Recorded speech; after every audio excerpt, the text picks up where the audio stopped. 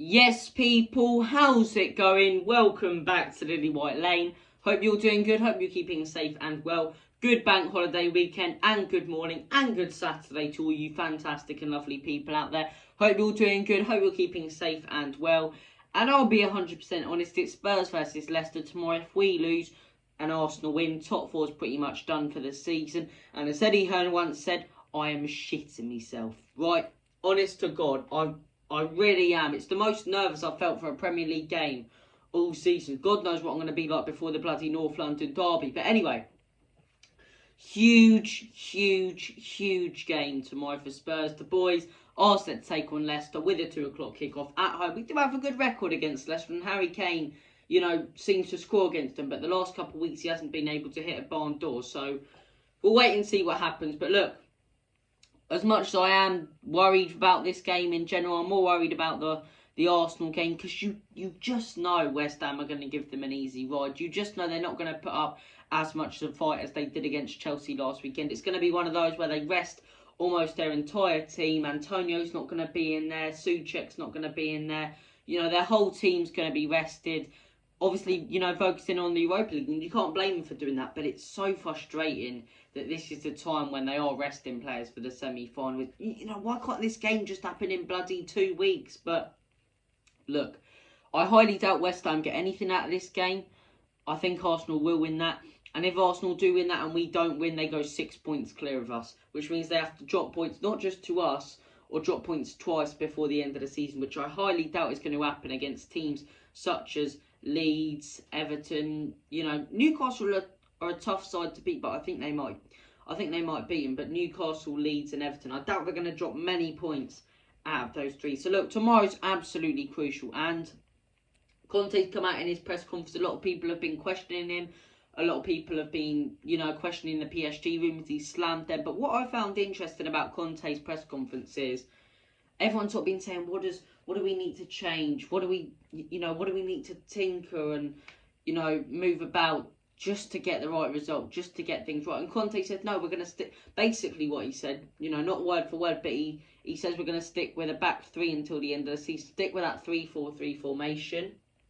And the only reason we might change it is if there's an injury. And look, he also went on to talk about how thin the squad is as well. Brutal but honest, saying, if a player does get injured, we seem to really struggle. One player. So look, he's talking facts there about the squad depth, but I don't know. I think we should be changing something. Maybe stick with the same formation, but play it differently, like a 5-2-3 at times or something, or potentially bring Bergwijn in. I don't know. We just need to change something. But look, Brendan Rodgers isn't a stupid man. He's not going to be one of these managers who goes out there, like, I'm trying to think, like a Hasenhüttl would for Southampton, or like a Thomas Frank would for Brentford, and not change his system, right? He's going to change his system. He changes his system, his tactics, every single game to adapt to the opposition. He's a very clever manager.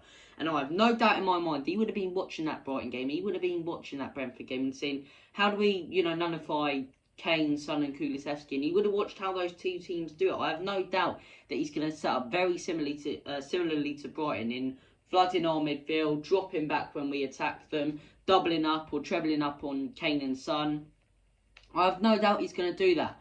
But the one positive against playing against Leicester is, although, their quality is probably better than Brighton and Brentford when it comes to talent on the pitch, they are very capable of a mistake. We saw it when we beat them 3-2, We saw it when we beat them 3-2. They were in full control of that game at the end. We were the better team, but they were in full control. 2-1 lead. Stupid mistake. Bergwijn scores an equaliser. Tielemans gives the ball away. Bergwijn skins the defender, goes round the keeper within 2 minutes, and we win that game. So they are much more capable of a mistake than a Brentford, than a Brighton, in my opinion. I have no doubt he's going to change the tactics and play similarly to Brighton. But the one thing about those two teams we did play in the last 2 weeks is they're so organised, they're so sure, they play the same sort of system every single game, and it works. You don't know what's happening with Leicester. And the other positive about playing Leicester at this time is they are focusing on something else. The Premier League isn't their focus. And I'm glad about that, because if they were fighting for Europe, I'd be even more nervous about tomorrow. But they're sort of mid-table, very comfortably away from relegation. They're not going to go down too far away to get into Europe. You know, it's between a 9th or a 12th place finish for Leicester this season. I have no doubt in my mind about that. So look, they don't have much to play for in the Premier League.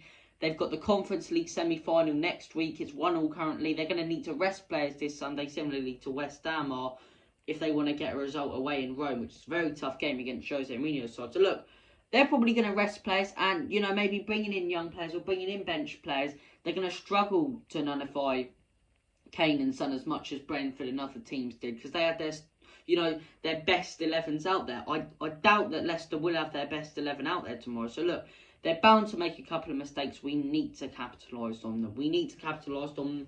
I think we need to change some things about, but look, it's going to be a very, very tense game the whole way through. It's going to be very hard to watch. If we go 2-0 up within 10 minutes, I'll be able to finally sit back and just, you know, calm down a little bit. But as long as there's a 1-goal difference in that game, I'm going to be on the I'm going to be on the edge of my seat for the whole thing. So look, huge game for the boys tomorrow. Massive game. As far as the lineup goes, this is what I think Conte will go with, not what I want. I think we'll see the exact same lineup as we did last week with Romero, Davies and Dyer. I think we'll see, I think Reguilon's injured as well, so I think we'll see Sessegnon and Royale, painful, Bentancur, Højbjerg, and then Kane, Son and Kulusevski. If I was choosing the lineup, I'd change a couple of things about. I'd probably take out, as mental as this sounds, I'd probably take out Davies for Sanchez, because as good as Davies was defensively last week, the one thing Sanchez does have is his forward-thinking mind and the passes he can play up the pitch. You know, he's got talent now, and we saw it against Brentford, winning the ball back and driving forward with it. As much as Davies was safe, and we looked less like conceding with Davies on there, Sanchez did sort of make a difference, so I put him in there. I think we have to stick with those wing-backs. I don't really think we have a choice. Bentancur and Højbjerg, I don't really like it, but like, you know, this is the sort of time where even if Lo Celso isn't on form, we need that little bit of creativity. And it's like, don't loan out players or weaken the squad if you're not going to strengthen it massively. And this is when we need a Brian Hill. This is when we need a Lo Celso. Potentially even an Ndombele to create some magic or create some skill and have a pop from outside the box. So look, midfield, we're really struggling for creativity there. But look, I wouldn't mind bringing Mora in. Maybe play Højbjerg as a defensive midfielder and Mora for Bentancur based on his last two performances, you know. But I'll stick with those midfield two of Bentancur and Højbjerg. And then for the front three, I'd go with Kane, Son and Bergwijn. I think as good as Kulusevski has been since he's come to Spurs the last two games, he's been really pathetic. He hasn't really had much service, but just didn't have that energy, didn't really want to go forward. The only player last game for me, or the only two players who look forward thinking and sort of, come on, let's go and get the 3 points, were Højbjerg and Romero, constantly pushing forward, constantly doing things with the ball. But we didn't really get that with Kulusevski, Kane or Son. I think you have to keep Kane and Son in there because of their quality. You need to keep them in there. But I'm not sure about Kulusevski. So good for his first few games, and I really do rate him as a player. I think his balance and his strength is phenomenal.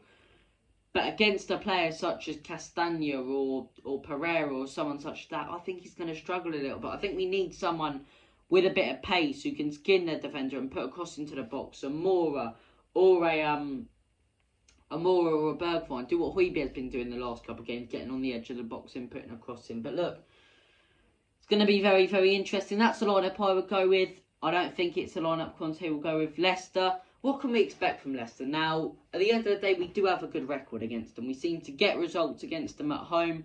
Our last result against them was a 3-2 win away from home. Before that, it was a 4-2 win away from home.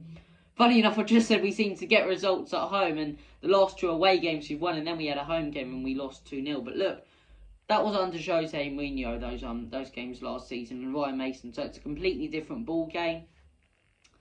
Look, if we can get 3 points here, and we can go on against Arsenal, which I think we will. I don't care about quality. It's a North London derby. Form goes out the window. And with our fan base on a night game, absolutely rocking White Hart Lane, I think we will get 3 points there. But, you know, we need to stay in the race before that. We've got 2 very tough games, Leicester and Liverpool. So if we lose against Leicester, for me, that's top 4 out the window. I don't care how positive people want to be. If we can't pick up 3 points against Leicester, you know, even a draw isn't good enough.